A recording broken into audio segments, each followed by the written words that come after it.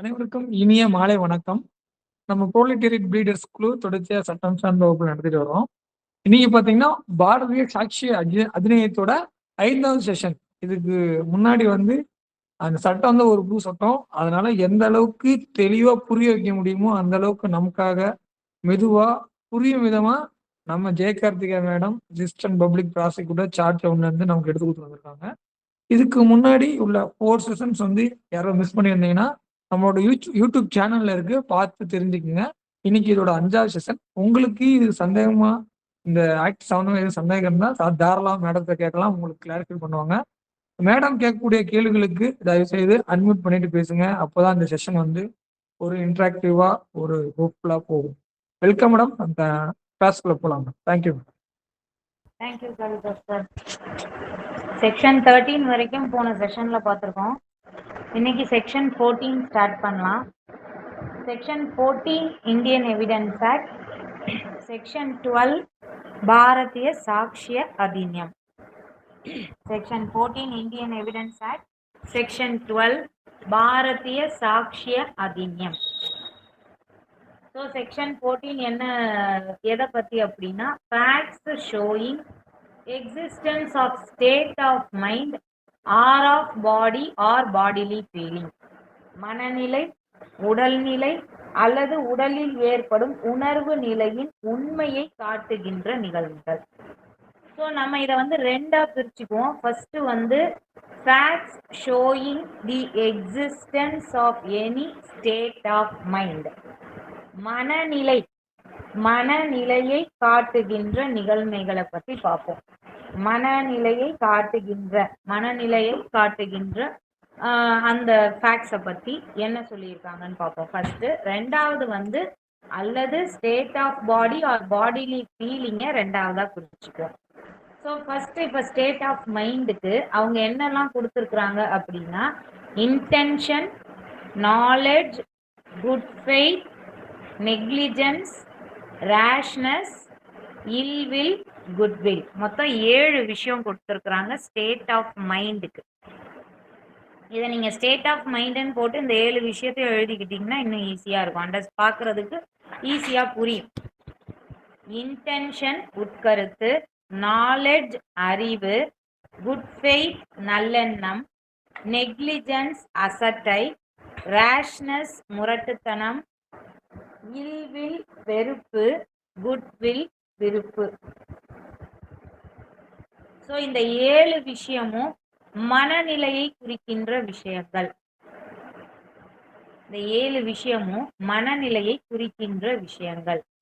இதுல இன்டென்ஷனும் நாலேஜும் நெகட்டிவாவும் இருக்கலாம், பாசிட்டிவாவும் இருக்கலாம். பாசிட்டிவாவும் இருக்கலாம். ஏன்னா மனநிலையை சம்பந்தப்பட்ட விஷயம்னு சொல்லிட்டாங்க. ஸோ அது நெகட்டிவ் சென்ஸ்லயும் எடுத்துக்கலாம், பாசிட்டிவ் சென்ஸ்லயும் எடுத்துக்கலாம். குட் ஃபெய்த், குட்வில் பாசிட்டிவ் சென்ஸ்ல சொல்லி இருக்கிறாங்க. நெக்லிஜென்ஸ், ரேஷ்னஸ், இல்வில் மூணுமே நெகட்டிவ் சென்ஸ்ல தான் இருக்கு. ஒரு டுவர்ட்ஸ் எ பர்டிகுலர் பர்சன், ஒரு நபருடைய மனநிலை அடுத்த நபரிடம் எப்படி எதிரொலிக்கும், அவருடைய மனநிலை என்னவா இருந்திருந்தா அவர் இந்த செயலை செஞ்சிருப்பாரு அப்படிங்கிறத சொல்றதுதான். ஒரு நபருடைய மனநிலை அந்த குற்றத்தை செய்யும் பொழுது எவ்வாறு இருந்திருக்கும் அப்படின்னு எடுத்துக்கலாம். ஸோ இந்த 7 விஷயம்தான் மனநிலை குறிக்கக்கூடிய விஷயங்கள். அடுத்து பாத்தீங்க அப்படின்னா, அல்லது facts showing the existence of any state of body or bodily feeling. State of body or bodily feeling. So உடலில் ஏற்படும் உணர்வு, உடல் நிலை, இதுவும் தொடர்புடையதுன்னு சொல்றாங்க. இப்போ ஒருத்தருக்கு பாய்சன் கொடுத்துட்டாங்க, அவர் நல்ல நிலைமையில இல்ல, அவர் உடல்நிலை எது மாதிரி, என்ன பெயின் அனுபவிச்சாரு, என்ன ஹர்ட் அனுபவிச்சாரு, இது எல்லாமே பாடிலி ஃபீலிங். அந்த பாய்சன் கொடுத்த பாடியினுடைய நிலைமை என்ன இருக்கு, state of body or bodily feeling. So இதை ரெண்டா நம்ம பிரிச்சுக்குவோம். செக்ஷன் 14 பொறுத்த வரைக்கும் state of mind or state of body or bodily feeling. So அந்த state of mind or bodily feeling அந்த பிரச்சனையில் இருக்கக்கூடிய ஒரு விஷயத்திற்கு தொடர்புடையதா இருக்கணும். பிரச்சனைக்குரிய விஷயமா இருக்கணும் அல்லது தொடர்புடைய விஷயமா இருக்கணும். வெளியில இருக்கக்கூடிய நபர்களை பத்தி கேட்க போறது கிடையாது. சோ அந்த பிரச்சனையில ஒரு பிரச்சனையில இருக்கக்கூடிய நபரின் மனநிலை குறித்தோ அதுல இருக்கக்கூடிய ஒரு தொடர்புடைய ஒரு பொருண்மையை குறித்தோ அந்த மனநிலை இருக்கணும்னு சொல்லிட்டாங்க. இதுல எக்ஸ்பிளனேஷன் 1 வந்து ஹெட்டிங் போட்டுக்கோங்க. அந்த எக்ஸ்பிளனேஷன் 1க்கு specific state of mind. Specific state of mind ஒரு குறிப்பிட்ட மனநிலை. பர்டிகுலரா என்ன சொல்ல வராங்க அப்படின்னா, ஜென்ரலா ஒருத்தருடைய மனநிலையை நம்ம எடுத்துக்க முடியாது. அந்த அஃபென்ஸ் பண்ணும் பொழுது அந்த பர்டிகுலர் கேஸ்ல இருக்கும் பொழுது அவருடைய ஸ்டேட் ஆஃப் மைண்ட் என்னவா இருந்தது ஸ்பெசிபிக்கா. சோ அந்த வழக்கு சம்பந்தமா அவருடைய மனநிலை என்னவாக இருந்ததுன்னு தான் பார்க்கணும். ஜென்ரலா அவர் இப்படி இருப்பாருன்னு மனசுல எடுத்துக்க கூடாது. அதத்தான் சொல்லுவாங்க. இப்ப இதுக்கு ஒரு கேஸ் லாஸ் எழுதிட்டாங்க. அந்த கேஸ் லா மூலியமா உங்களுக்கு நான் புரிய வைக்கிறேன். R versus Prabhudas. R versus Prabhudas 1874. R versus Prabhudas 1874. இந்த எக்ஸ்பிளனேஷன் 1க்கான கேஸ் இது. இந்த கேஸ்ல அக்யூஸ்டா குற்றம் சாட்டப்பட்ட நபர் கையில வந்து ஃபோர்ஜ்டு டாக்குமெண்ட்ஸ் இருந்திருக்கு. வெளிப்படையா ஃபோர்ஜ்டுன்னு தெரியற அளவுக்கான சில டாக்குமெண்ட் அவர்கிட்ட இருந்திருக்கு. அந்த பல டாக்குமெண்ட் ஃபோர்ஜ்டு டாக்குமெண்ட் வச்சிருக்கிறாருங்கிறதுக்காக அவர் ப்ராமிசரி நோட்டை ஃபோர்ஜ் பண்ணிட்டாருன்ற கேஸ்ல அவர் பொதுவாவே ஃபோர்ஜ்டு டாக்குமெண்ட்ஸ் கையில வச்சிருப்பாருன்ற அந்த ஜெனரல் விஷயத்த எடுத்துக்க முடியாது. ஜெனரலா அவர் ஃபோர்ஜ்டு டாக்குமெண்ட் வச்சிருப்பாருங்கிற அந்த ஃபேக்ட வந்து இந்த கேஸுக்கு பொருத்த முடியாது. அது தொடர்பற்றதுன்னு சொல்றாங்க. அவர் யூஸ்வலா ஃபோர்ஜ்டு டாக்குமெண்ட் வச்சிருப்பாருங்கிறது வேற விஷயம். இந்த கேஸை பொறுத்த வரைக்கும் இவர் ப்ராமிசரி நோட்டை ஃபோர்ஜ் பண்ணிட்டாருங்கிறது கேஸ். ஆனா அவர் ஃபோர்ஜ்டு ப்ராமிசரி நோட்ஸ் வச்சிருந்தாரு அப்படிங்கிற மாதிரி கேஸ்ல எந்த விதமான ப்ரூஃபும் அவங்களால கொடுக்க முடியல. வேற ஆவணம் தான் வச்சிருந்தாருன்னு சொல்றாங்க. சோ அவர் ப்ராமிசரி நோட்டை வச்சிருக்கிறதுக்கான மனநிலையில இருந்திருக்காரு. அவர் அதை ஃபோர்ஜ் பண்ணணுங்கிற மனநிலை அவருக்கு உண்டுன்னு ப்ரூஃப் பண்ற அளவுக்கு அவங்களுக்கு அந்த ஃபேக்டை கொண்டு வர முடியல. ஜென்ரலா அவர் வச்சிருந்த ஃபோர்ஜ்டு டாக்குமெண்ட்டை வச்சு ஸ்பெசிபிக்கா அவர் ப்ராமிசரி நோட்டையும் ஃபோர்ஜ் பண்ணி இருப்பாருங்கிறத எடுத்துக்க முடியாதுன்னு சொல்லிட்டாங்க. ஸோ அந்த அஃபென்ஸை கமிட் பண்ணும் பொழுது அந்த பர்டிகுலரா அந்த அஃபென்ஸ் கமிட் பண்ணும் பொழுது அவருடைய மனநிலை அந்த அஃபென்ஸை பொறுத்து எப்படி இருந்ததுங்கிறது தான் எடுத்துக்கணும். ஜென்ரலா அவர் செய்யக்கூடிய தவறுகளை இதுல கொண்டு வந்து பொருத்தி பார்க்க கூடாது அப்படின்னு சொல்றாங்க. அடுத்து எக்ஸ்பிளனேஷன் 2க்கு வந்து ப்ரீவியஸ் கண்டிஷன் ஹெட்டிங். அது எக்ஸ்பிளனேஷன் 2 படிச்சு பார்த்தீங்க அப்படின்னா ப்ரீவியஸ் கன்விக்ஷன்ற வார்த்தை இருக்கும். ப்ரீவியஸ் கன்விக்ஷன் ரெலவெண்ட் தான். ப்ரீவியஸ் கன்விக்ஷன் ரெலவெண்ட் தான். இதுக்கு எம்பரர் வெர்சஸ் HUSAN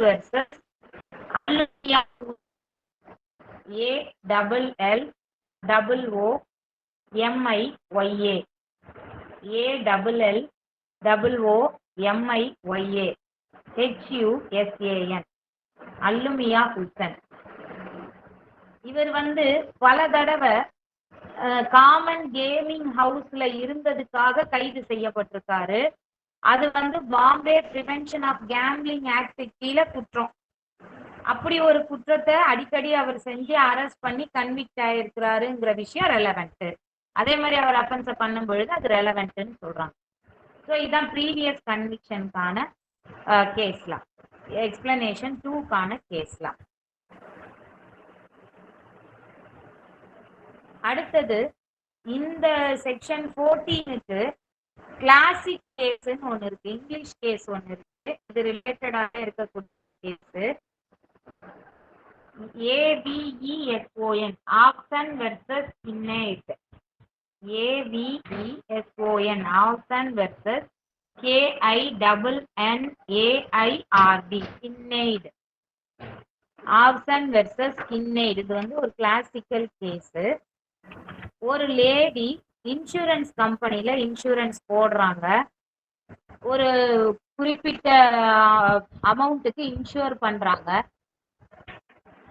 அந்த லேடி இன்சூரன்ஸ் பண்ணும் பொழுது என்ன ஸ்டேட்மெண்ட் கொடுக்குறாங்க அப்படின்னா, தான் வந்து நல்ல ஒரு ஹெல்த்ல இருக்கிறோம் அப்படின்னு சொல்லி ஒரு ஸ்டேட்மெண்ட் கொடுத்து தான் அந்த இன்சூரன்ஸை பண்றாங்க. இன்சூரன்ஸ் கம்பெனி அந்த அம்மா இறக்கும் பொழுது இறந்த பிறகு அதை வந்து செக் பண்றப்ப அந்த அம்மா வந்து இன்சூரன்ஸ் போடுறப்பவே வந்து அவங்க வந்து நல்ல ஹெல்த்ல இல்ல அப்படிங்கிறத ஒரு விசிட்டர் மூலியமா தெரிஞ்சுக்கிறாங்க இந்த கேஸ்ல. ஸோ இந்த கேஸ் வந்து எல்லா ஸ்டேட் ஆஃப் மைண்டுக்கா இருக்கக்கூடிய இன்டென்ஷன், இல்வில், குட்வில் எல்லாத்துக்குமான ஒரு ரிலேட்டட் கேஸ்லாம். ஸ்டேட் ஆஃப் மைண்டுக்கான எல்லாத்துக்கும் ரிலேட்டடான ஒரு கேஸ்லாம். அப்ப அந்த ஸ்டேட்மெண்ட்டை ஏன் அவங்க ஃபால்ஸா நல்ல ஹெல்த்ல இருக்கேன்னு சொல்லி கொடுத்துருக்குறாங்கன்னு விசாரிக்கிறப்ப அவங்களுக்கு பெரும் வியாதி இருந்திருக்கு. அந்த வியாதியினால அவங்க இறந்து போயிட்டாங்கன்னா அவங்க ஹஸ்பண்ட் வந்து கொஞ்சம் செட்டில் ஆகட்டும் அப்படிங்கிற குட் ஃபெய்த்ல அவங்க இந்த வேலையை பண்ணாங்க. பட் அவங்களுடைய இன்டென்ஷன் அந்த இன்சூரன்ஸ் கம்பெனியை ஏமாத்துனது. Option AVESON, option AVESON, option versus கின்னெய்டு KINNAIRD. இது வந்து இங்கிலீஷ் கேஸ். இது நம்ம புக்ல வந்து கொடுத்துருக்கிற இல்லஸ்ட்ரேஷன்ல எம்முக்கு ரிலேட்டடா வரும். இல்லஸ்ட்ரேஷன் எம்முக்கு ரிலேட்டடா வரும். நீங்க அதை நோட் பண்ணிக்கோங்க. இல்லஸ்ட்ரேஷன் எம்முக்கு ரிலேட்டடா வரும். ஸோ அவங்களுக்கு தெரியும் she is not keeping well, அவங்களுடைய உடம்பு கண்டிஷன் நல்லா இல்லைன்னு தெரியும். அப்ப அவங்களுடைய இன்டென்ஷன், தோ she is having good faith against her husband, அவங்க இன்டென்ஷன் வந்து ஏமாத்துறது அப்படிங்கிறத கொண்டு வராங்க. நாலேஜ், நாம ஏமாத்துறோன்ற நாலேஜ் இருந்திருக்கு அவங்களுக்கு. குட் ஃபெய்த், நெக்லிஜென்ஸ், ரேஷ்னஸ் வராது. பட் இல்வில் வரும், குட்வில் இல்ல, இல்வில் வரும். ஸோ அதுல இருக்கக்கூடிய ஸ்டேட் ஆஃப் மைண்டுக்கு இது நல்ல ஒரு கேஸ் தான். அடுத்து செக்ஷன் 14 அவ்வளவுதான். இதுல இருக்கக்கூடிய எக்ஸாம்பிள்ஸ், இல்லஸ்ட்ரேஷன்ஸை கொஞ்சம் பார்த்துக்கோங்க. அப்பதான் நம்மளுக்கு கேஸ்லா option versus கின்னெய்டு sir. AVESON, option versus KINNAIRD, கின்னெய்டு. Statement made to insurance company by a lady who is not in good health. Okay. இதுல இருக்கக்கூடிய இல்லஸ்ட்ரேஷன்ஸ் ரொம்ப முக்கியம். நீங்க உங்களுக்கு क्वेश्चंस வந்து மோஸ்ட்லி இந்த இல்லஸ்ட்ரேஷன்ஸ்ல இருந்து வரும். ஸோ இதை கொஞ்சம் பார்த்துக்கோங்க. எல்லாத்தையும் டிஸ்கஸ் பண்ணிட்டு இருந்தா அடுத்த செக்ஷனுக்கு போக முடியாது. ஸோ நம்ம அதை பார்த்துக்கிறது நல்லது. அடுத்து section 15. Section 15, facts bearing on question whether act was accidental or intentional. Section 15 பொறுத்த வரைக்கும் செய்கை தற்செயலானதா அல்லது உட்கருத்தா என்ற பிரச்சனையை தெரிவிக்கும் பொறுமைகள். ஸோ இந்த 15க்கு வந்து நீங்க வந்து காட்டன் ஞாபகம் வச்சுக்கோங்க, பஞ்சு ஞாபகம் வச்சுக்கோங்க.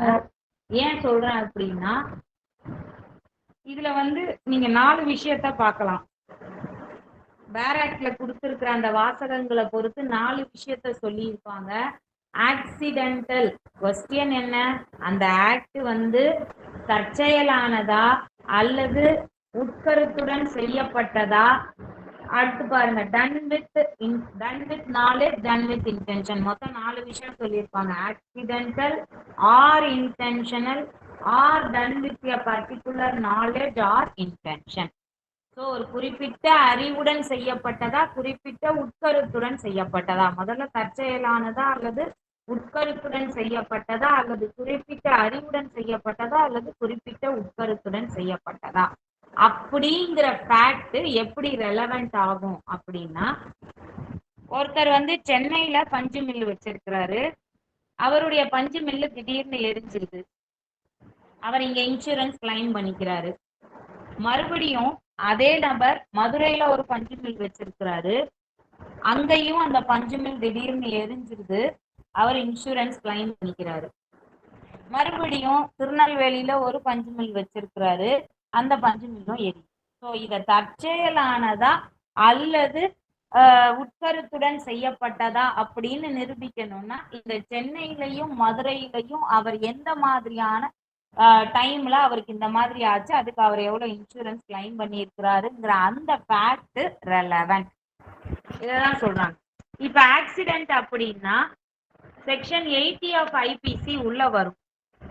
ஆக்சிடென்டலா ஒரு லாஃபுல் ஆக்ட், அதாவது வித் டியூ கேர் அண்ட் காஷனோட செஞ்சிருந்தாங்க அப்படின்னு சொன்னா, ப்ராப்பர் கேர் அண்ட் காஷனோட ஒரு லாஃபுல் ஆக்ட செய்யும் பொழுது தற்செயலாக ஒரு விபத்து ஏற்படுமே ஆனால் அது அஃபென்ஸ் இல்லைங்கிறதா செக்ஷன் 80 ஆஃப் ஐபிசி. இந்த இடத்துல பாத்தீங்க அப்படின்னா அவர் ஒவ்வொரு இடத்துலயும் அவருடைய பஞ்சு மில் குறிப்பிட்ட காலம் இருந்துட்டு எரியுது. ஸோ இது ஆக்சிடென்டலுக்கான வேலை இல்லை, உட்கருத்துடன் செய்யப்பட்டதுதான் அப்படிங்கிறத தான் நம்ம இதுல அண்டர்ஸ்டாண்ட் பண்ணிடணும். இதுல இல்லஸ்ட்ரேஷன் பாத்தீங்க அப்படின்னு சொன்னா, பர்னிங் டவுன் ஹவுஸ், நான் பஞ்சுன்னு சொன்னேன், பஞ்சு மில் சொன்னேன், அவங்க ஹவுஸை கொண்டு வந்திருக்கிறாங்க. இந்த மாதிரி தான் அதுல 3 விஷயம் இருக்கு. அடுத்து செக்ஷன் 15 பி ஒண்ணும் இல்லைங்க. ஏ அவருடைய கடனாளி கிட்ட இருந்து, பியினுடைய கடனாளிகள் யாரெல்லாம் பணம் கொடுக்கணுமோ பிக்கு, அவங்க கிட்ட இருந்து பணத்தை ரிசீவ் பண்ணணும். இதுதான் ஏவினுடைய வேலை, அதுதான் அவருடைய கடமையும் கூட. அவர் என்ன பண்றாரு, அவர் ரிசீவ் பண்ற அமௌண்ட்டுக்கு என்ட்ரி போட்டுட்டே வராரு. He makes an entry showing that on a particular occasion he received. அவர் எவ்வளவு ரிசீவ் பண்ணணுமோ அதை விட கம்மியா ரிசீவ் பண்ணதா ஒரு என்ட்ரியை காட்டியிருக்கிறாரு.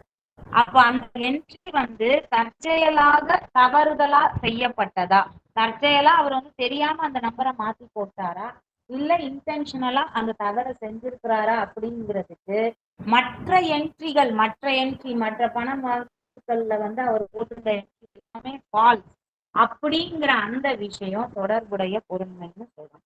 இதுதான் ஏபியில உள்ளக்கூடிய.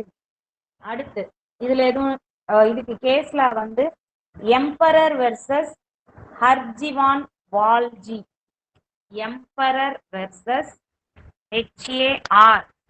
HARJIVAN, Harjivan Valji, B for van, VALJI, 1925 கேஸ்ல emperor versus Harjivan Valji, HARJIVAN VALJI, 1925 case.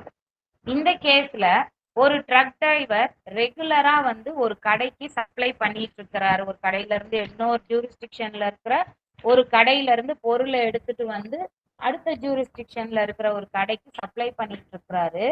அப்படி ஒரு இடத்துல இருந்து இன்னொரு இடத்துக்கு போறதுக்கு ஆக்ட்ராய் டாக்ஸ்ன்னு ஒண்ணு பே பண்ணணும். அந்த டாக்ஸ் என்ன அப்படின்னா, அது ஒரு indirect local taxes paid by the person who is crossing the jurisdiction. அந்த வேன் டிரைவர்ஸ் பே பண்ணணும். கூட்ஸ் ஒரு இடத்துல இருந்து, ஒரு ஜூரிஸ்டிக்ஷன்ல இருந்து இன்னொரு ஜூரிஸ்டிக்ஷன் போகும்பொழுது பே பண்ண வேண்டிய அந்த டாக்ஸ். கடையில இருந்து எடுக்கிறாரு பொருளை, அந்த ஓனர் அவர்கிட்ட இந்த டாக்ஸை கட்ட சொல்லி பணம் கொடுத்து அனுப்புறாரு. பட் ஆனா ஒரு நேரம் கட்டுறாரு, பல நேரம் கட்டாம விட்டுடுறாரு.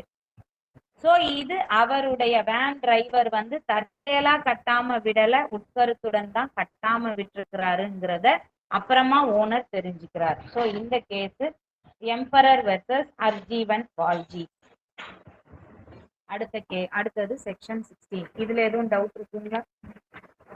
செக்ஷன் 15க்கு Bharatiya Sakshya Adhiniyam section 13. Section 15 Indian Evidence ஆக்டுக்கு பாரதிய சாட்சிய அதிநியம் செக்ஷன் 13. அடுத்து section 16. Section 16 existence of course of business when relevant. அலுவல் நடப்பு முறை உளதாயிருத்தல் எப்பொழுது தொடர்புற்றதாகும். ஸோ கோர்ஸ் ஆஃப் எம்ப்ளாய்மெண்ட் எப்போ ரெலவெண்ட் அப்படின்னு கேட்குறாங்க. கோர்ஸ் ஆஃப் பிசினஸ் அதாவது இப்ப நம்ம வந்து ஒரு ஸ்விக்கில ஒரு ஃபுட் ஆர்டர் பண்றோம். ஆர்டர் பண்ற வரைக்கும் நம்ம வேலை. அதுக்கப்புறம் சப்சிக்வெண்டா என்ன நடக்கும்? அங்க ஆர்டர் எடுப்பாங்க. ஆர்டர் எடுத்தவொடனே ஸ்விக்கி பர்சனுக்கு வந்து பார்சல் கொடுப்பாங்க. அவர் வந்து நம்மளுக்கு டெலிவரி பண்ணுவாரு. இந்த இடைப்பட்ட நேரத்துல அங்க இருந்து நம்மளுக்கு மெசேஜ் வந்துகிட்டே இருக்கும். Your order receive, your shipment is prepared, packed, delivered, இத்தனையும் வரும். இந்த கோர்ஸ் ஆஃப் பிசினஸ் ஆர்டர் பண்ண உடனே நடக்கக்கூடிய ரெகுலர் கோர்ஸ் ஆஃப் பிசினஸ். நேச்சுரலாவே நம்ம ஆர்டர் பண்றோம் அப்படின்னா இந்த கோர்ஸ் ஆஃப் பிசினஸ் யார் சொல்லியும் நடக்க வேண்டியது இல்லை, ரெகுலராகவே நடக்கும்.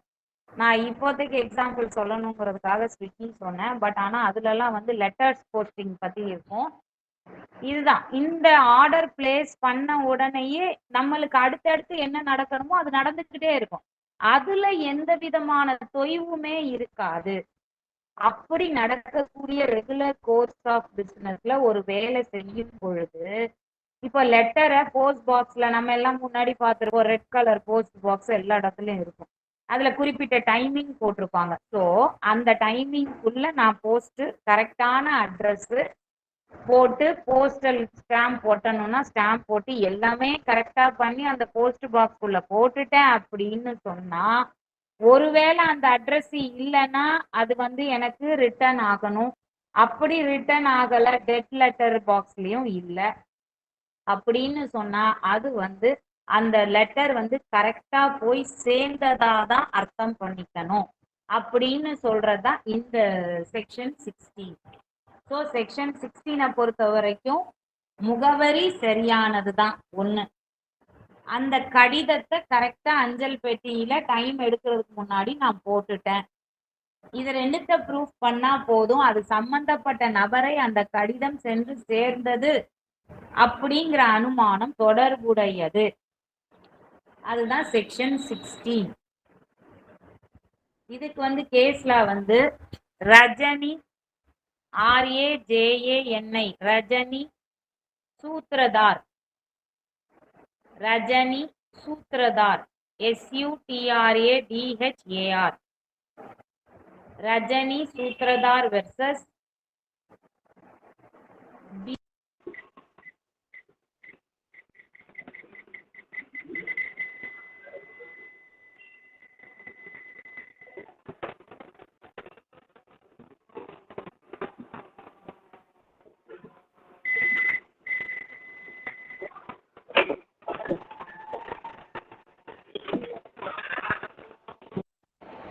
சூத்ரதார் SUTRADHAR Sutradhar versus Baikuntha BAIKENTHA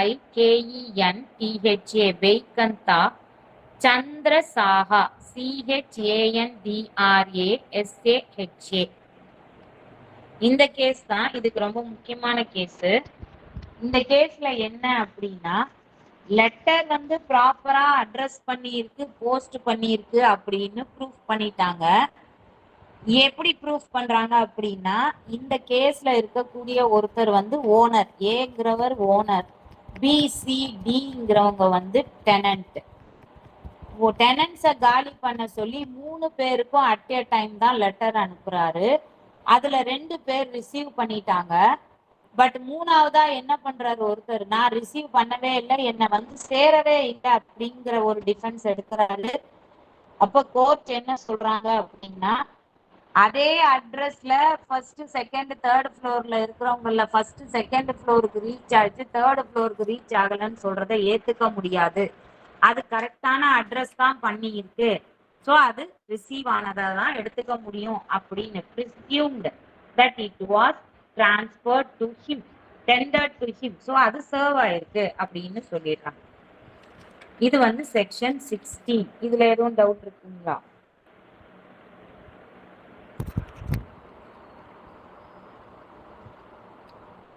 அடுத்து நம்ம போக போறது ஏற்புரைகள், அட்மிஷன்ஸ். Okay, thank you. செக்ஷன் 17ல இருந்து 31. முக்கியமா அட்மிஷன்ஸை பத்தி சொல்லணும் அப்படின்னா செக்ஷன் 17ல இருந்து 23 and 31 ஞாபகம் வச்சுக்கோங்க. ஏன்னா 24ல இருந்து 30 வரைக்கும் நம்மளுக்கு கன்ஃபஷன்ஸை பத்தி பேசு. ஸோ அட்மிஷன்ஸ் அப்படிங்கிற விஷயத்துக்கு செக்ஷன் 17ல இருந்து 23 and 31, 24 to 30 confessions. So section 17 admissions ஏற்புரைகள் அப்படிங்கிற ஹெட்டிங்க்கு கீழே செக்ஷன் 17 அட்மிஷன் டிஃபைன்ட், ஏற்புரைக்கு இலக்கணம், அட்மிஷன் டிஃபைன்ட். இப்ப கிரிக்கெட் நடக்குது, கிரிக்கெட்ல வந்து பால் போடுறாங்க, அந்த பால் வந்து கையிலயோ பேட்லயோ பட்டு வந்துதான் நான் பிடிச்சேன் விக்கெட் கீப்பர் வந்து கிளைம் பண்றாரு. கரெக்டா அவர் வந்து கத்துறாரு, நான் பிடிச்சிட்டேன் அப்படின்னு சொல்லிட்டு. பட் அம்பையர் வந்து பாத்தீங்க அப்படின்னு சொன்னா அவரால் வந்து இந்த டெசிஷனை கொடுக்க முடியல, அது பட்டுதா இல்லையான்னு அவரால் ஒரு முடிவுக்கு வர முடியல. ஆனா அந்த பேட்ஸ்மேன் என்ன பண்றாரு, நடந்து பெவிலியன் நோக்கி போறாரு. அப்படின்னா அங்க அவருடைய காண்டக்ட் வந்து அட்மிஷனா சொல்லப்படுது. சோ அட்மிஷன் வந்து காண்டக்ட் மூலமாவும் இருக்கலாம், அதுதான் அட்மிஷன். வாய் வார்த்தையே இல்லாம காண்டக்ட் மூலமா அட்மிட் பண்ணிட்டு போறார்.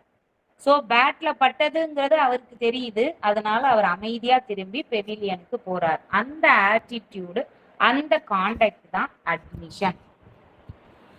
சோ அந்த காண்டக்ட் மூலமா he admits. ஓகே, இது வந்து ஒரு சின்ன எக்ஸாம்பிள் சொன்னேன் நானு.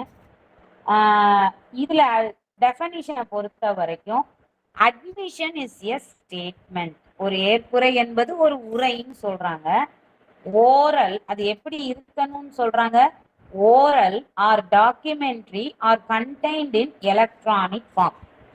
வாய்மொழியாகவோ அல்லது ஆவணமாகவோ அல்லது மின்னணு படிவமாகவோ,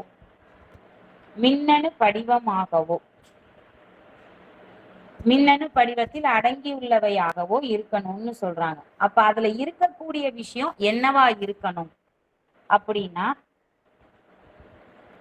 ஊகம் எதையும், அதாவது ஒரு facts in issue or relevant fact, ஒரு facts in issue or relevant fact தொடர்பா ஒரு யூகத்தை வந்து கொடுக்கக்கூடிய, குறிப்பினால் உணர்த்தக்கூடிய வகையில் இருக்கணும். ஒரு யூகத்தை இவன் பண்ணியிருப்பான், இவன் செஞ்சிருப்பான், இது நடந்திருக்கும், இது நடந்திருக்காது அப்படிங்கிற ஒரு யூகத்தை வந்து குறிப்பினால் உணர்த்துவதாக. எது சம்பந்தமா, vaccine issue or relevant fact, பிரச்சனையில் உள்ள ஒரு பொருண்மை அல்லது தொடர்புடைய பொருண்மை பற்றிய ஒரு யூகத்தை குறிப்பால் உணர்த்துவதாக இருக்கக்கூடியது. இருக்கக்கூடிய அளவில் வாய்மொழியாகவோ அல்லது ஆவணங்கள் மூலியமாகவோ அல்லது மின்னணு படிவத்தில் அடங்கியுள்ளதாகவோ இருக்கக்கூடியதான் ஏற்புரைன்னு சொல்றோம். சோ இது வரைக்கும் புரியுதுங்களா? அட்மிஷன்னா ஒரு ஸ்டேட்மெண்ட், அது வந்து ஒரு which suggests any inference as to the fact in issue or relevant fact. பிரச்சனையில் உள்ள உதவு பொருண்மை அல்லது தீர்வு தரு பொருண்மை தொடர்பாக ஒரு யூகத்தை குறிப்பினால் உணர்த்துவதாக இருக்கக்கூடிய எழுத்து மூலமாகவோ அல்லது ஆவணமாகவோ, குறிப்பினால் எழுத்து மூலமாகவோ அல்லது ஆவணமாகவோ அல்லது மின்னணு படிவத்தில் அடங்கியுள்ளதாகவோ உணர்த்தக்கூடிய ஒரு உரை, அதுதான் ஏற்புரை அப்படின்னு சொல்றாங்க. இது புரியுதுங்களா?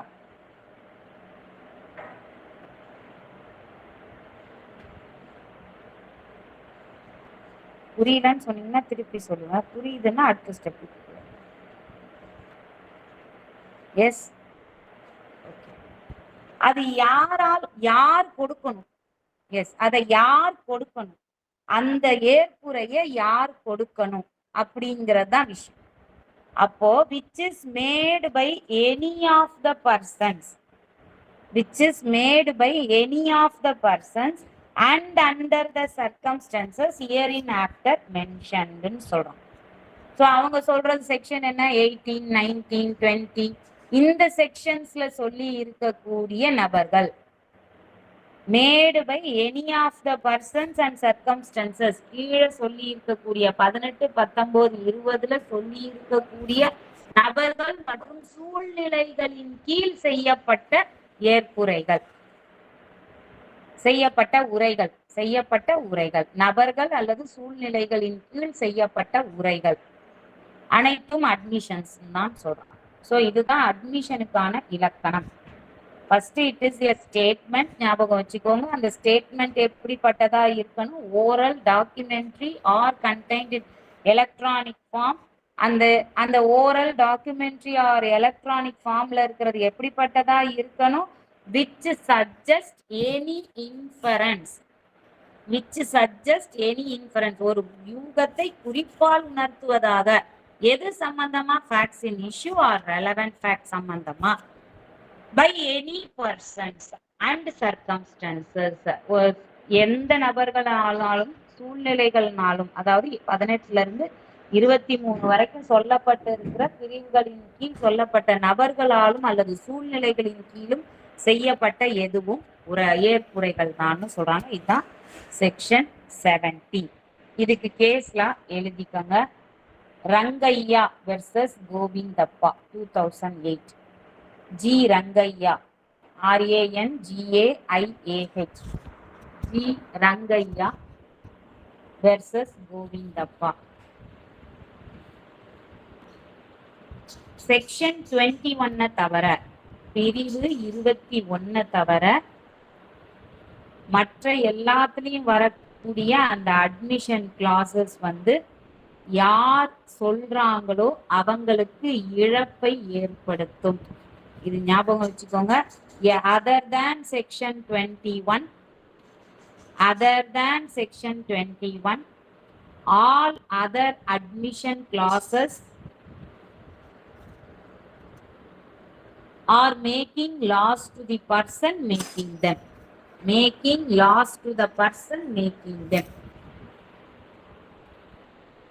So case laws G Rangaya versus Govindappa 2008. இந்த கேஸ்ல அட்மிஷன்ஸ் எப்படி இருக்கணும் அப்படிங்கிறதுக்கு ஒரு டெஃபினிஷன் கொடுத்திருப்பாங்க. அட்மிஷன் கிளியரா இருக்கணும், ஒரு டவுட்டுமே வரக்கூடியதாக இருக்கக்கூடாது, பட் அது ஒரு யூகத்தை உருவாக்கணும் அப்படின்னு சொல்லியிருப்பாங்க இந்த கேஸ்ல. இது ஒரு இம்பார்ட்டன்ட் கேஸ்ல. அடுத்து இன்னொரு இம்பார்ட்டன்ட் கேஸ்ல Ajodhya Prasad, AJODHYA, Ajodhya, AJODHYA, Ajodhya Prasad Bhargava,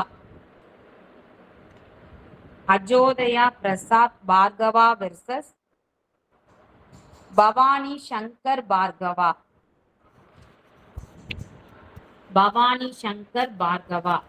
Ajodhya, AJODHYA, Ajodhya Prasad Bhargava versus Bhavani Shankar Bhargava, AIR 1957, AIR 1957.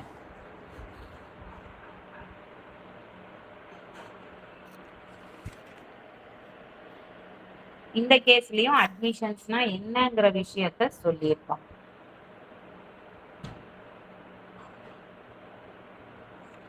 அடுத்து செக்ஷன் 17 இந்தியன் எவிடன்ஸ் ஆக்டுக்கு BSAவினுடைய செக்ஷன் 15, பாரதிய சாட்சிய அதிநியத்துல செக்ஷன் 15, இந்தியன் எவிடன்ஸ் ஆக்ட்ல செக்ஷன் 17.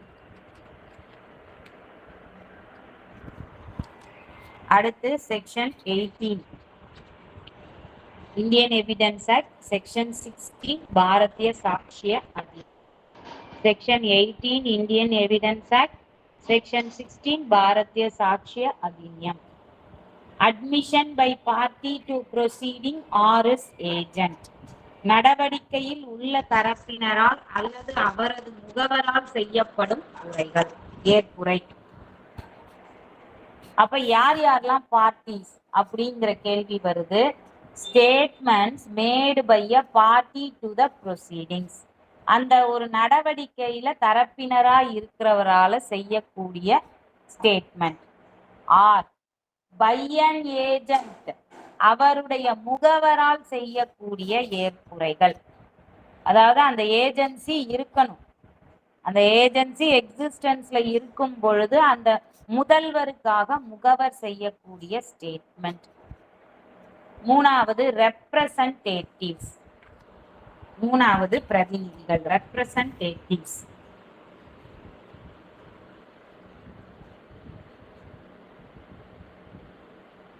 நாலாவது party interested in subject matter. நான் சொல்ற மாதிரி எழுதிக்கோங்க, நான் அப்புறமா எக்ஸ்பிளனேஷன் தரேன். நாலாவது party interested in subject matter. நடவடிக்கையில் உள்ள விஷயத்தில் பாத்தியதை கொண்டுள்ள தரப்பினரால் செய்யப்படும் ஏற்புரைகள். Parties interested in subject matter. நடவடிக்கை உள்ள விஷயத்தில் பாத்தியதை கொண்டுள்ள தரப்பினரால் செய்யப்படும் ஏற்புரைகள். Fifth, persons from whom interest derived. 5. Person from whom interest derived. எவரிடம் இருந்து பாத்தியதை பெறப்படுகிறதோ அவரால் செய்யப்படுவது. Persons from whom interest derived. எவரிடம் இருந்து பாத்தியதை பெறப்படுகிறதோ அவரால் செய்யப்படுவது. ஓகே, பேராக்ட்ல கொடுக்கும் பொழுது எப்படி கொடுத்திருக்காங்க அப்படின்னா, statements made by a person party to the proceeding. நடவடிக்கையில் உள்ள தரப்பினரால் செய்யப்படுவது, or by an agent to any such party. அந்த தரப்பினரின் முகவரால் செய்யப்படுவது. அப்போ அதுக்கு என்ன சொல்றாங்க அப்படின்னா, நீதிமன்றம். நீதிமன்றம் வந்து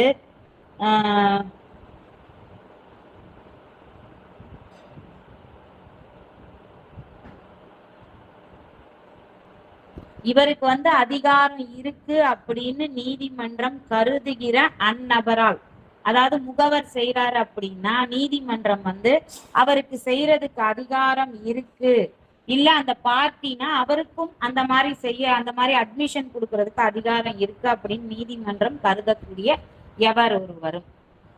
சோ இதுல ரெண்டு பேர் தான் சொல்றாங்க. யார் யாரு? பார்ட்டி அண்ட் ஏஜென்ட பத்தி ஃபர்ஸ்ட் பார்ட்ல பேசுறாங்க.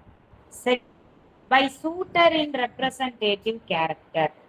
சோ பிரதிநிதியாக, பிரதிநிதி என்ற தன்மையில் வழக்காளியால் செய்யப்படுவது. ரெப்ரசன்டிங் எ கம்பெனி.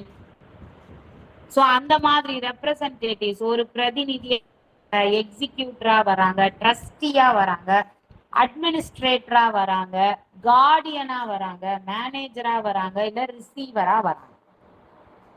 சோ ரிசீவர்ஸ் தெரியும், மேனேஜர்ஸ் தெரியும், ட்ரஸ்டி தெரியும். இவங்கெல்லாம் கொடுக்கக்கூடிய அட்மிஷன்ஸ். அவங்கெல்லாம் ஏதோ ஒரு ட்ரஸ்ட்டை ரெப்ரசன்ட் பண்ணிட்டு வருவாங்க, இல்ல ஒரு வில்ல ரெப்ரசன்ட் பண்ணிட்டு வர ஒரு எக்ஸிக்யூட்டரா இருப்பாரு, அட்மினிஸ்ட்ரேட்டரா இருப்பாரு, கார்டியன் இருப்பாங்க, காப்பாளரா இருப்பாரு. அவர் வந்து ஒரு மைனருக்காக கொடுத்திருப்பாரு, இல்ல அன்சவுண்ட்னஸ் மைண்ட் இருக்குன்னு அவங்களுக்கு கொடுத்திருப்பாங்க. ஒரு மேனேஜர், ஒரு ரிசீவர், இவங்கெல்லாம் ரெப்ரசன்டேட்டிவ் கெப்பாசிட்டியில செய்யக்கூடிய அட்மிஷன்.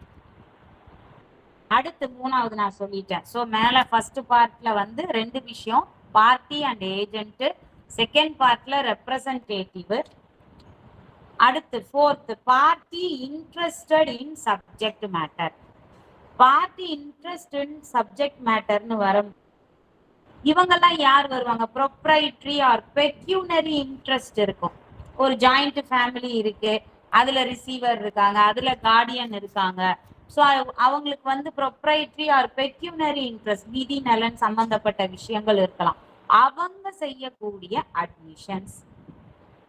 அடுத்து fifth, person from whom interest derived. எவரிடம் இருந்து பாத்தியதை பெறப்படுகிறதோ அவரால் செய்யப்படுவது. சோ இது வந்து கிஃப்ட் வருது, திடீர்னு ஒரு கிஃப்ட் வருது அப்படின்னா அந்த கிஃப்ட் அவர் வந்து வாங்கிக்கிறாரு, அவருக்கு ஒரு இன்ட்ரெஸ்ட் வருது இல்லையா, அவர் செய்யக்கூடிய அட்மிஷன். சோ இவங்க இது எல்லாமே வந்து நீதிமன்றம் வந்து இவருக்கு செய்வதற்கு, இந்த நீதிமன்றம் கருதுகிற விஷயம் வந்து இவங்க செய்யறதுக்கு அதிகாரம் இருக்கு அப்படின்னு கன்சிடர் பண்ணா அவங்க கொடுக்கக்கூடிய அந்த அட்மிஷன்ஸ் எல்லாமே ரெலவென்ட்னு சொல்றோம். சோ 5 விஷயம், இததான் செக்ஷன் 18ல சொல்றாங்க. who can make admission கேட்டா இந்த 5 விஷயத்தையும் நீங்க எழுதலாம். ஃபர்ஸ்ட் வந்து பார்ட்டி, ரெண்டாவது ஏஜென்ட், அவருடைய ஏஜென்ட். மூணாவது வந்து அந்த ஏஜென்சி கண்டினியூ ஆகணும், அதை நம்ம ஞாபகம் வச்சுக்கணும். மூணாவது ரெப்ரசன்டேட்டிவ்ஸ். நாலாவது பார்ட்டிஸ் இன்ட்ரெஸ்டட். அஞ்சாவது person from whom interest drive. So 5 பேர், இந்த 5 பேர் கொடுக்கக்கூடிய ஸ்டேட்மெண்ட் வந்து ரெலவென்ட்னு சொல்றாங்க. அதுக்கு ஒரு வார்த்தை என்ன சொல்றாங்க? நீதிமன்றம் கருதினால், court considers under the circumstances of the case. அந்த வழக்கின் சூழ்நிலைகளை பொறுத்து நீதிமன்றம் கருதினால், அப்ப அவங்களுக்கு வந்து ஆத்தரைஸ் செய்யறதுக்கு நீதிமன்றம் கருதினா அவங்க கொடுக்குற எல்லாமே அட்மிஷன் தான் அப்படின்னு சொல்றோம். இதுதான் செக்ஷன் 18. இதுக்கு ஒரு கேஸ்ல எழுதிக்கோங்க.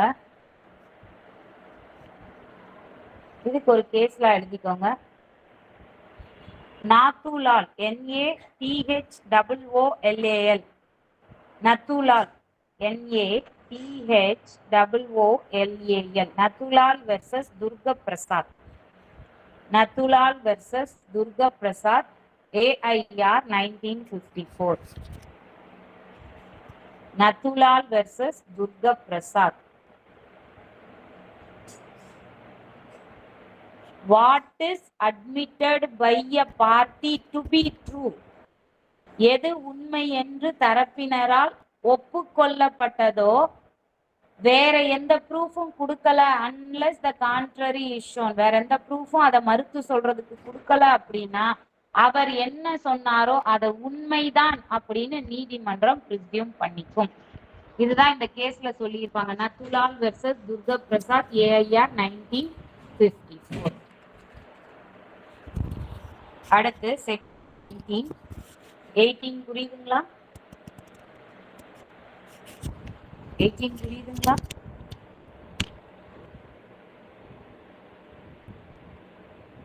S.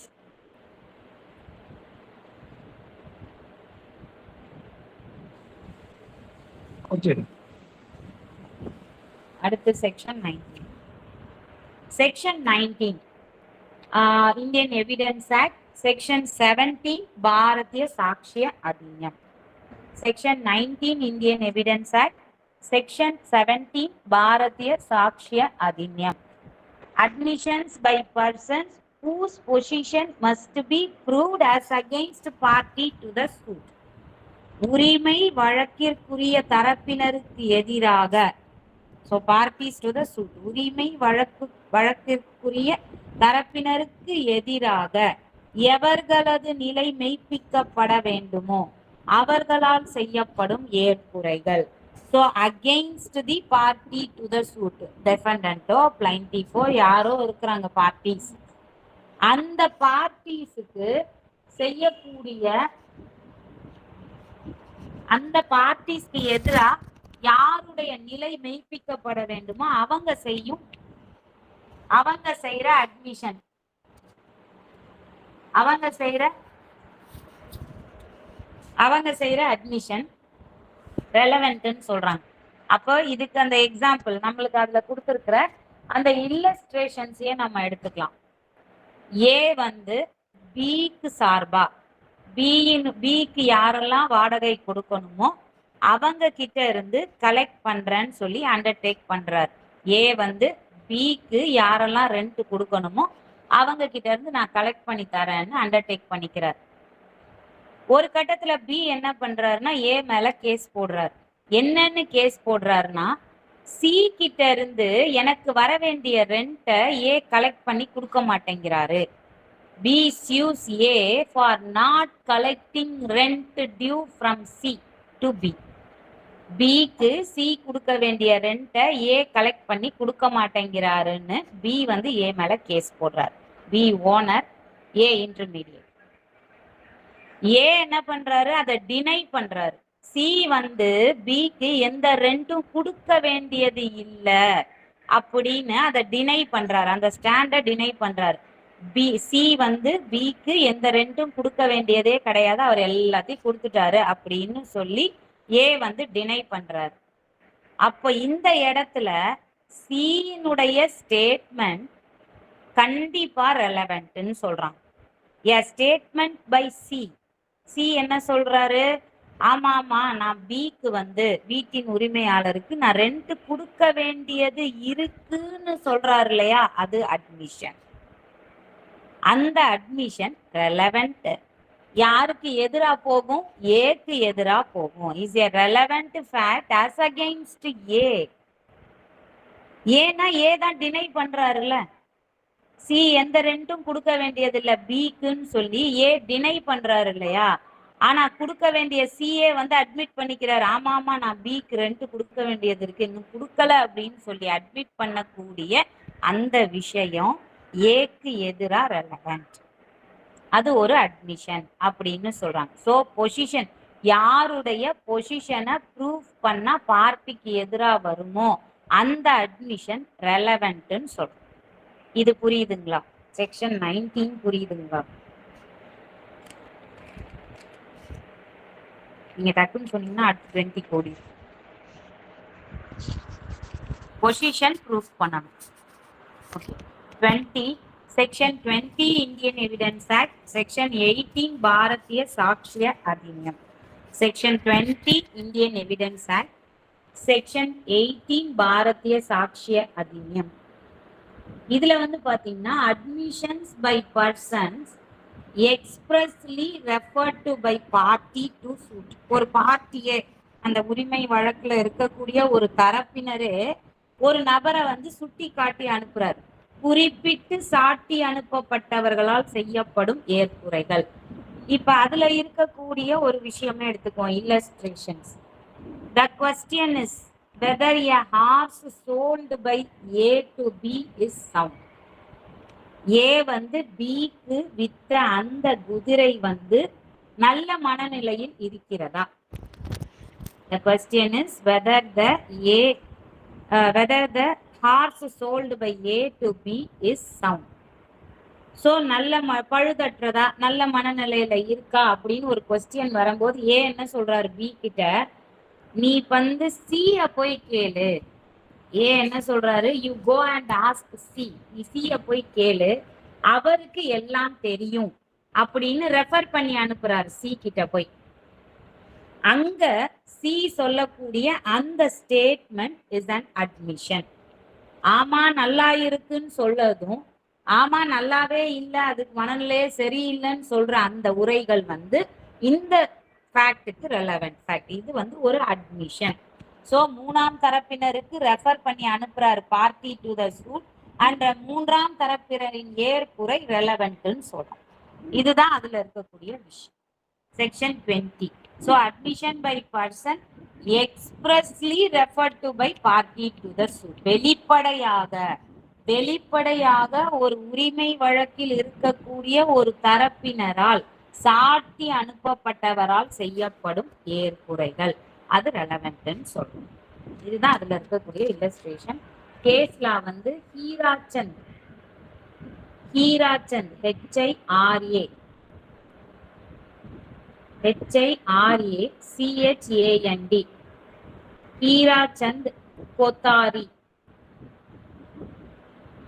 ஹீராச்சந்த் Kothari versus State of Rajasthan. Hirachand Kothari versus State of Rajasthan, AIR 1985.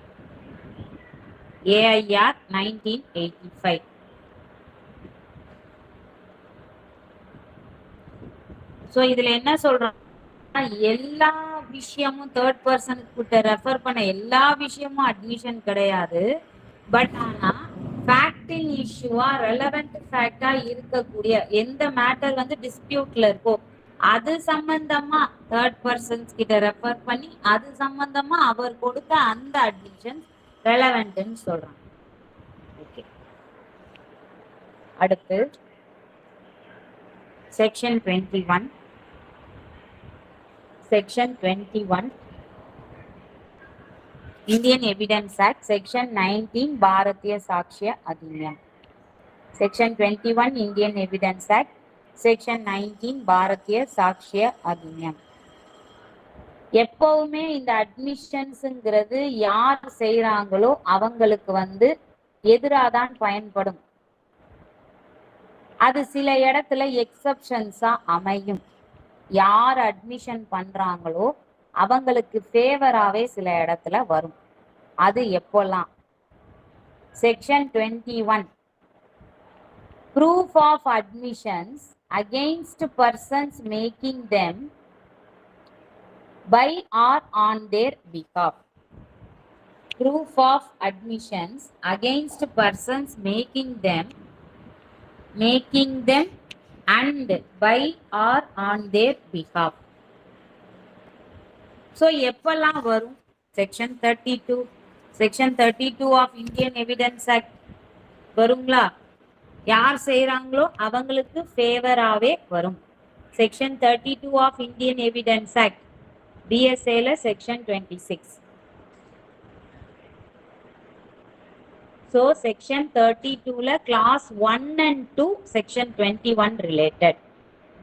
Section 32 Indian Evidence Act clauses 1 and 2 related to section 21 of Indian Evidence Act. எப்படின்னு பார்ப்போம்.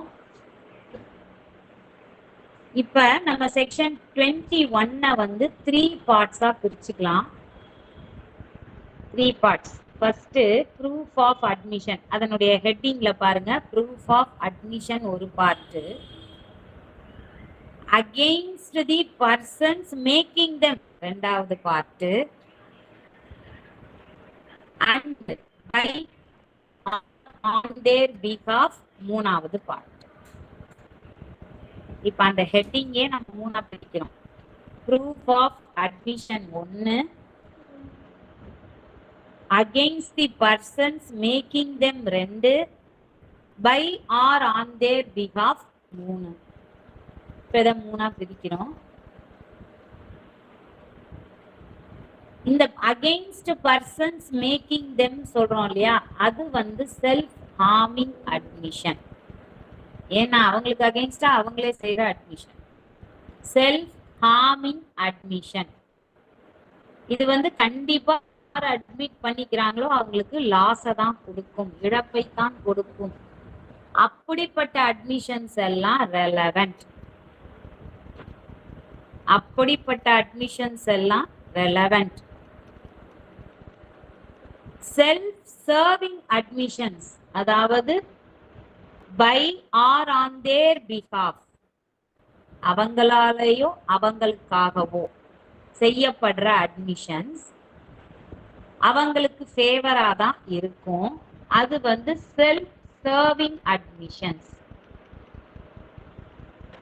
இது ரெலவெண்ட் கிடையாது. பொதுவா இது ரெலவெண்ட் கிடையாது. ஆனா செல்ஃப் ஹார்மிங் அட்மிஷன்ஸ் ரெலவெண்ட்னு சொல்றாங்க. ஏன் அப்படி சொல்றாங்க அப்படின்னா, யாருமே தன்னையோ தான் நேசிப்பவரையோ காயப்படுத்த வேண்டும் என்பதற்காக எந்த உரையையும் செய்வதில்லை. இது ஜெனரலா அசியூம் பண்ணிக்கக்கூடிய ஒரு விஷயம். அதனால அப்படிப்பட்டவங்க செல்ஃப் ஹார்மிங் அட்மிஷன் கொடுக்குறாங்கன்னு சொன்னா தட் இஸ் ரெலவெண்ட்னு சொல்றாங்க. இதே செல்ஃப் சர்விங் அட்மிஷன்ஸை பொறுத்த வரைக்கும் யார கேட்டாலும் நீ மர்டர் பண்ணியா? இல்லையே, நான் மர்டர் பண்ணலையே. இந்த ப்ராப்பர்ட்டி உன்னுடையதான்? ஆமா, இந்த ப்ராப்பர்ட்டி என்னுடையதுதான்.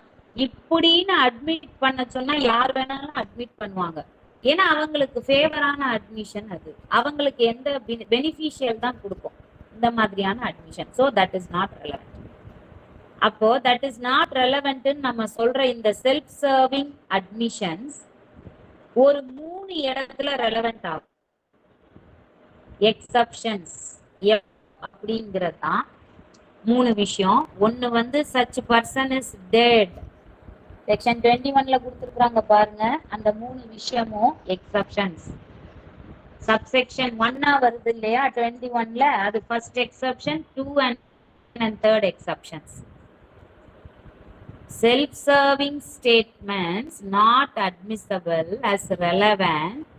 ஆனா இந்த 3 விதிவிலக்குகள் இருக்கும் பொழுது, இந்த சிச்சுவேஷன்ஸ்ல அது எக்ஸப்ஷன்ஸா வரும் பொழுது, அந்த செல்ஃப் சர்விங் தன்னால் தானே கூறிய அந்த உரைகள் வந்து ஏற்றுக்கக்கூடியதுதான், தொடர்புடையதுதான் சொல்றாங்க. அப்போ அதுல 3 எக்ஸப்ஷன்ஸ் என்ன அப்படின்னா, அந்த உரையை செய்த நபர் இறந்து விட்டால், such person is dead. such person is dead.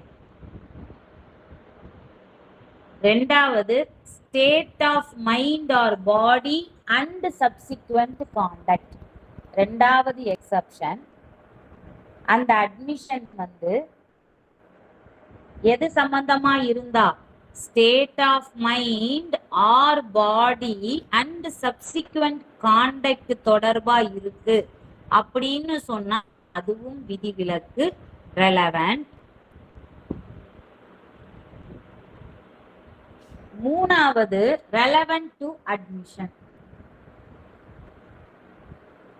அந்த அட்மிஷன் தொடர்பான ஏதோ ஒரு ஃபேக்ட் இருக்குன்னா அது வந்து ரெலவென்ட் சொல்றாங்க. இதை நம்ம விளக்கமா வைப்போம். relevant to admission. ஸோ இந்த மூணு விஷயம் தான்.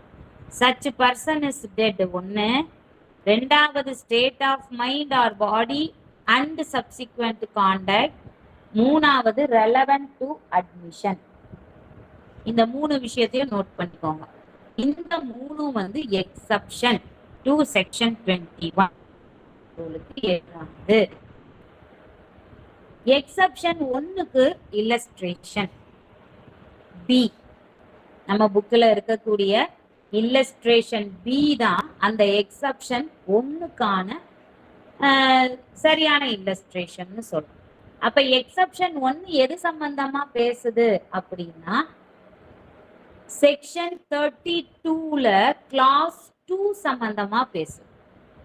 சோ அதுல மொத்தம் எத்தனை கிளாசஸ் இருக்கு? செக்ஷன் 32ல எத்தனை கிளாசஸ் சப் கிளாசஸ் இருக்கு? யாராவது சொல்லுங்களேன்.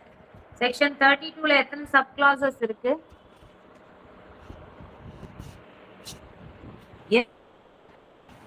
செக்ஷன் 32 ஆஃப் இந்தியன் எவிடன்ஸ் ஆக்ட்ல எத்தனை சப் கிளாசஸ் இருக்கு?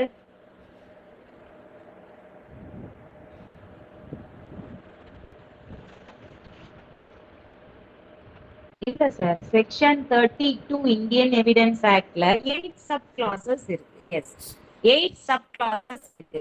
சோ 21 பொறுத்த வரைக்கும் செக்ஷன் 32 இந்தியன் எவிடன்ஸ் ஆக்ட்ல கிளாஸ் 1 and 2 ரிலேட்டட் எப்படிங்கறத இப்ப நான் சொல்லிட்டு இருக்கிறேன். எப்படி எக்ஸப்ஷன் 1 பொறுத்த வரைக்கும் 32 sub clause 2 of Indian evidence act நம்ம வந்து எடுத்துக்கலாம். 32 sub clause 2 of Indian evidence act related illustration. So அந்த இல்லஸ்ட்ரேஷன் பி ல என்ன இருக்கும்? ஏ ஒரு கப்பலினுடைய தலைவர், கேப்டன். ஏ வந்து ஒரு கப்பலின் தலைவர். அப்ப அந்த கப்பலின் தலைவர் மேல என்ன ஒரு குற்றச்சாட்டு வைக்கும் அப்படின்னா அந்த கப்பலை வந்து விட்டுட்டாரு, கை விட்டுட்டாரு கேஸ்டிங் விட்டுட்டாரு, தண்ணியில விட்டுட்டாரு அப்படின்னு. அப்ப இவர் என்ன எவிடன்ஸ் கொடுக்கிறாரு அப்படின்னா evidence is given to show that the ship was taken out of her proper. எப்படி எடுப்பாங்களோ அப்படிதான் எடுத்துக்கிறோம் அப்படின்னு எவிடன்ஸ் கொடுக்குறாங்க. ஒரு புக்கை கொடுக்குறாரு. அவர் வந்து ஆர்டினரி கோர்ஸ் ஆஃப் பிசினஸ்ல எப்படியெல்லாம் அந்த ஷிப்பை டேல எந்த டைம்ல அந்த ஷிப்பை வந்து எடுத்தாரு எடுக்கல அப்படிங்கிறத வந்து பண்ணி அந்த நோட்டை வந்து அவர் ப்ரூவ் பண்ணலாம். எப்ப அப்படின்னா அவர் இறந்துட்டாரு அப்படின்னு. இஃப் ஹி வேர் டெட்னா, இஃப் ஹி வேர் டெட் அந்த வார்த்தை அதுல இருக்கும்.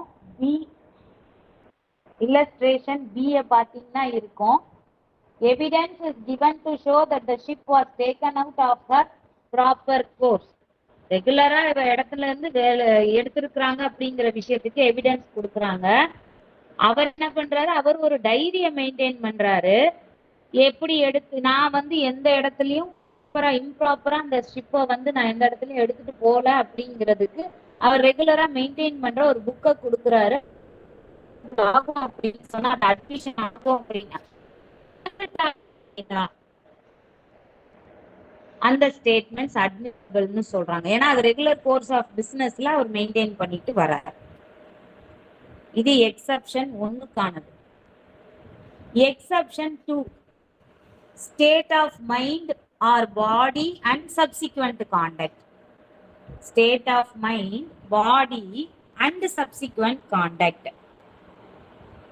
So பிந்தைய நடவடிக்கை, மனநிலை அல்லது உடல்நிலை மற்றும் பிந்தைய நடவடிக்கை குறிச்சுதான். எக்ஸப்ஷன் 2. ஏ வந்து எக்ஸுக்கு ஒரு gift கொடுக்குறாரு, ஒரு gift deed எழுதிக்கிறாரு. சப்சிக்வெண்டா என்ன சொல்றாரு, அந்த gift நான் எழுதி கொடுக்கும் பொழுது நல்ல மனநிலையில நான் இல்ல, என்னுடைய மென்டல் கண்டிஷன் வந்து நல்லா இல்ல. அந்த கிஃப்ட நான் வந்து எக்ஸுக்கு எழுதி கொடுக்கும் பொழுது நான் வந்து நல்ல மனநிலையில இல்ல, என்னுடைய மென்டல் கண்டிஷன் நல்லா இல்ல அப்படின்னு சொல்லிட்டு அதை ப்ரூஃப் பண்றதுக்காக அவர் என்ன பண்றாரு, அந்த சமயத்துல அவர் எடுத்துக்கொண்ட மருந்து சீட்டுகள், டாக்டர்ஸ் கொடுக்கக்கூடிய அந்த எக்ஸ்ரேவோ ஸ்கேனோ மெடிக்கேஷனோ எதுவோ அதை வச்சு அவர் ப்ரூஃப் பண்றாரு. அந்த பில்ஸ், இந்த மருந்தெல்லாம் நான் வாங்கியிருக்கேன், இந்த மருந்தெல்லாம் வந்து மனநிலை சம்பந்தப்பட்ட மருந்து தான், நான் மெடிக்கேஷன் எடுத்துட்டு இருந்தேன், மெடிக்கேஷன்ல இருந்தேன், அப்சர்வேஷன்ல இருந்தேன் அப்படின்னு அவர் உடல்நிலை மனநிலை சம்பந்தமா அவர் ப்ரூஃப் பண்றார். அந்த விஷயம் இது வந்து பிந்தைய நடவடிக்கையில வருது. ஏன்னா அவர் கிஃப்ட் எழுதி கொடுத்துட்டாரு, எழுதி கொடுத்துட்டு பிந்தைய நடவடிக்கையா தன்னுடைய மனநிலை உடல்நிலை சம்பந்தமா ஒரு விஷயத்த அவர் எடுத்துட்டு வந்து கொடுக்கிறாரு அப்படிங்கிறது அட்மிஷன் சொல்றாங்க. So state of mind, body and subsequent கான்டக்டும் வந்து அதுல செய்யப்படுற அட்மிஷன்ஸ் எல்லாமே வந்து அட்மிஷன் தான் சொல்றாங்க. அவங்க ஸ்டேட் ஆஃப் மைண்ட் அது ரெலவென்ட்னு சொல்றாங்க. தன்னுடைய உடல்நிலை மனநிலை குறித்து அவர் வந்து ஒரு விஷயத்த சொல்றாரு அப்படிங்கிறது வந்து அட்மிஷன் தான் சொல்றாங்க. அட்மிஷன் அக்செப்ட் பண்ணிக்கிறாங்க கோர்ட்டும், வேலிட் அட்மிஷன் சொல்றாங்க. சோ அவருடைய கான்டக்ட் என்ன, கிஃப்ட் பண்றாரு, இல்னஸ் குறிச்சு ஸ்டேட் சொல்றது வந்து state of mind and body. அடுத்து எக்ஸப்ஷன் 3க்கு ஒரு ஜட்ஜ்மெண்ட் எழுதிக்கோங்க. எக்ஸப்ஷன் 3க்கான judgment, Ram Bharose RAMBHAROSE Ram Bharose versus RAMBHAROSE versus Dewan Rameshwar Prasad Singh DEWAN Dewan Rameshwar RAMESHWAR Rameshwar Prasad Singh.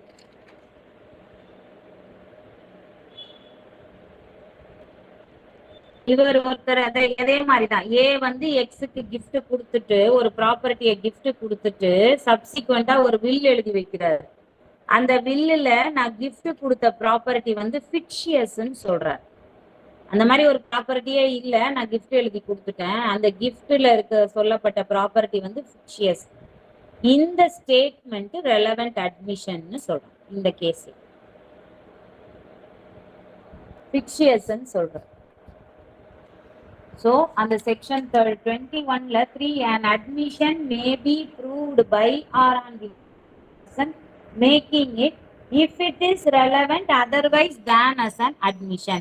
If it is relevant, இது relevant, இது relevant admission நம்ம எடுத்துக்கலாம் அப்படின்னு சொல்றாங்க. இந்த இடத்துல கிஃப்ட் பண்ணிடுறாரு, பண்ணிட்டு அந்த ப்ராப்பர்ட்டியை ஃபிக்ஷியஸ் சொல்றாரு. அந்த இடத்துல அவர் எதையுமே அட்மிட் பண்ணல, பட் என்ன சொல்றாரு, அது ஃபிக்ஷியஸ்ன்னு சொல்றாரு, அந்த ப்ராப்பர்ட்டி ஃபிக்ஷியஸ்ன்னு சொல்றாரு. சோ அந்த வார்த்தைகளை வந்து ரெலவெண்டா எடுத்துக்கலாம்னு சொல்றாரு. சோ அடுத்து ACDE இதெல்லாம் வந்து இல்லஸ்ட்ரேட்ல இருக்கு. ஏக்கும் பிக்கும் நடுவுல ஒரு பிரச்சனை எழுது, அதாவது ஒரு குறிப்பிட்ட டாக்குமெண்ட் வந்து ஃபோர்ஜ்டா இல்லையா அப்படிங்கிறது. ஏ என்ன சொல்றாரு, அது வந்து ஜென்யூன்னு சொல்றாரு, பி வந்து ஃபோர்ஜ்டுன்னு சொல்றாரு. அப்போ அந்த டாக்குமெண்ட் வந்து ஜெனரல் கேட்டகரி, அதாவது 21ல ஃபர்ஸ்ட் கேட்டகரி, எக்ஸப்ஷன்ஸ் இல்ல, முன்னாடி இருக்கிற விஷயத்துக்கான இல்லஸ்ட்ரேஷன்ஸ். ஏ வந்து என்ன சொல்றாரு அப்படின்னா ஜென்யூன்னு சொல்றாரு, இல்லையே ப்ரூஃப் பண்ண முடியாது. பி எங்கேயாவது இந்த டாக்குமெண்ட் ஜென்யூன்னு ஏதாவது ஒரு வார்த்தையை சொல்லி இருந்தாருன்னா அதை யூஸ் பண்ணி அவர் அதை ப்ரூஃப் பண்ணலாம். இதுதான் அதுல ஃபர்ஸ்ட் இல்லஸ்ட்ரேஷன். CDE புக்ல இருக்கு, கொஞ்சம் பார்த்துக்கோங்க. இதுக்கு கேஸ்ல எழுதிக்கோங்க. சலீல் குமார் ராய் SALIL சலீல் குமார் ராய் வெர்சஸ்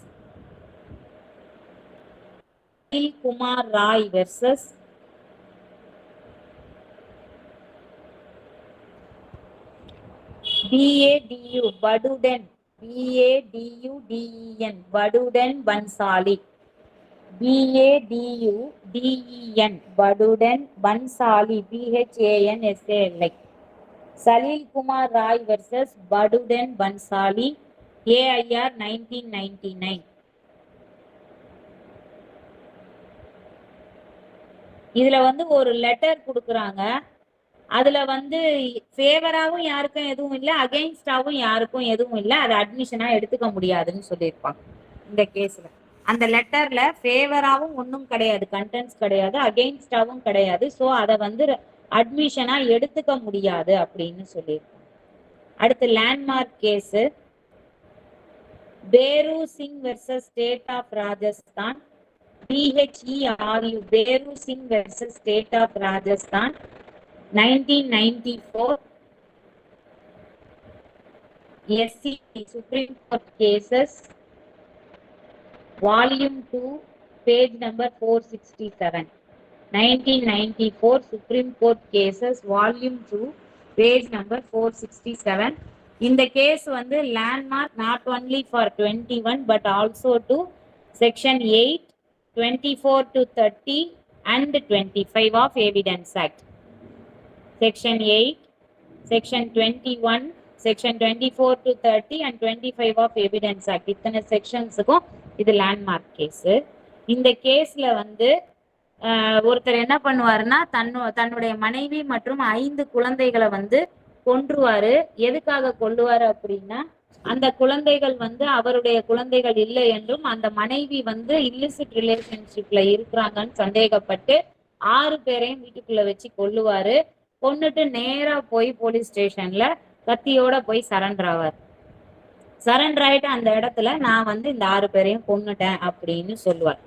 இந்த கேஸ் கன்ஃபெஷன் ரிலேட்டடான case.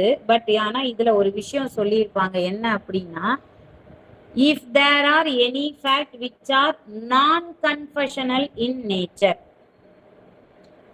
if there are any fact which are non-confessional in nature, it would also be relevant. It would also be relevant under Section 21 of Indian Evidence Act.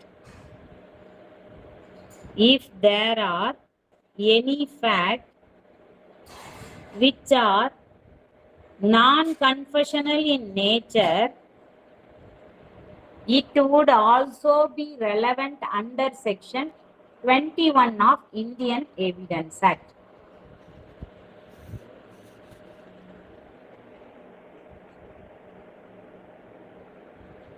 இதான் section 21 பொறுத்த வரைக்கும் நம்ம தெரிஞ்சுக்க வேண்டியது.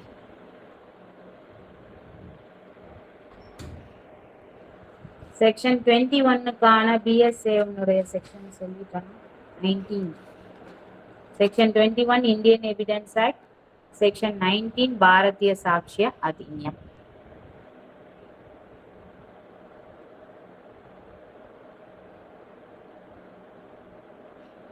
அடுத்து section 22 and 22A of Indian evidence act.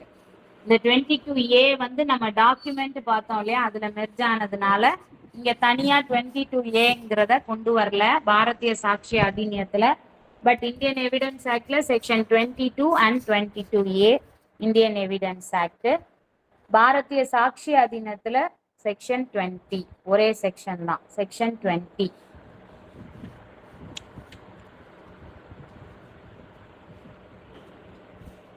When oral admissions as to contents of document are relevant. பத்திரங்களின் உள்ளடக்கம் பற்றிய வாய்மொழி ஏற்புரைகள் எப்பொழுது தொடர்புடையது? பொதுவா contents of document பொறுத்த வரைக்கும் oral admissions not relevant. இதான் general rule. First, oral admissions as to contents of a document are not relevant. இதுதான் general rule. Unless and until the party proposing to prove them shows that. Unless and until the party proposing to prove them shows that. அதை வச்சு ஒரு விஷயத்தை நிரூபிக்கணும்னு நினைக்கிற தரப்பினரால் என்ன சொல்லணும், என்ன காட்டணும்னு சொல்றாங்க. அவர் இரண்டாம் நிலை சாட்சியம் கொடுப்பதற்கு உரிமையுள்ளவர். அந்த ஆவணத்தில் உள்ள உள்ளடக்கம் தொடர்பாக, அந்த ஆவணத்தின் உள்ளடக்கம் தொடர்பாக இரண்டாந்தர சாட்சியம் கொடுக்க தமக்கு உரிமை உள்ளது அப்படின்னு அவர் காட்டணும். He is entitled, shows that he is entitled to give secondary evidence to the contents of such document. எந்த ஆவணத்தை வச்சு ஒரு விஷயத்தை அவர் ப்ரூஃப் பண்ணணும்னு நினைக்கிறாரோ அந்த தரப்பினர் அந்த ஆவணத்திற்கு இரண்டாந்தர, அந்த ஆவணத்தின் உள்ளடக்கம் தொடர்பாக இரண்டாந்தர சாட்சியம் தர தனக்கு உரிமை உள்ளது அப்படிங்கிற விஷயத்தை காட்டணும். ரெண்டாவது, அந்த ஆவணத்தின் உண்மைத்தன்மை, ஜென்யூனிட்டி, அந்த தாக்கல் செய்யப்பட்ட பத்திரம் மெய்யானதா, the genuinity of the document is in question னா, under the rules hereinafter are unless the genuinity of the document produced is in question. அந்த உண்மைத்தன்மை, அந்த ஆவணமே உண்மைத்தன்மை தொடர்பா ஒரு கேள்வி எழுது அந்த ஆவணத்தின் மேல அப்படின்னா அப்பவும் கொடுக்கலாம்.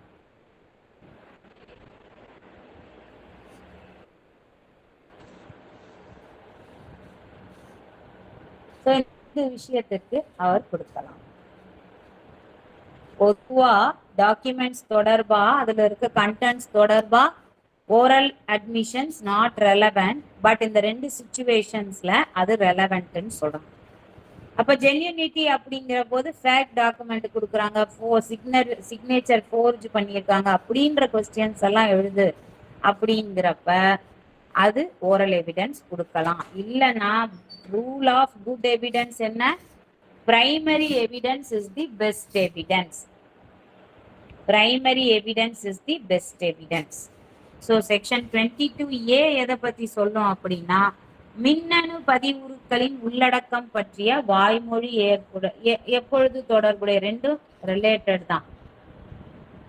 ஸோ மின்னணு பதிவேடுகள்னா எப்போ தொடர்புடையது, அதனுடைய கண்டென்ட் சம்பந்தமா ஓரல் அட்மிஷன்ஸ் பொதுவா நாட் ரெலவென்ட். ஒருவேளை அதனுடைய உண்மை தன்மையே கேள்வியாக இருக்கும் பொழுது ரெலவென்ட்னு சொல்றாங்க. ஃபேக் வீடியோ, ஃபேக் ஆடியோ, அதனுடைய உண்மைத்தன்மையே கேள்வியில வரும் பொழுது அட்மிஷன்ஸ், ஓரல் அட்மிஷன்ஸ் கொடுக்கலாம்னு சொல்றாங்க. இதுதான் செக்ஷன் 22A. இதுக்கு முக்கியமான கேஸ் பெருமாள் செட்டியார் வெர்சஸ் காமாட்சி அம்மாள். பெருமாள் செட்டியார் வெர்சஸ் காமாட்சி அம்மாள். இதுல டீப்பா டிஸ்கஸ் பண்ணியிருப்பாங்க இந்த செக்ஷன் 22.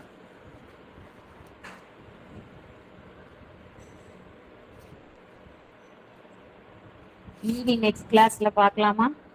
காளிதாஸ் இருக்கீங்களா? இது வரைக்கும் ஏதாவது டவுட்ஸ் இருக்குங்களா? செக்ஷன் 22 வரைக்கும் நடத்தியாச்சு. ஏதாவது டவுட்ஸ் இருந்தா கேட்க.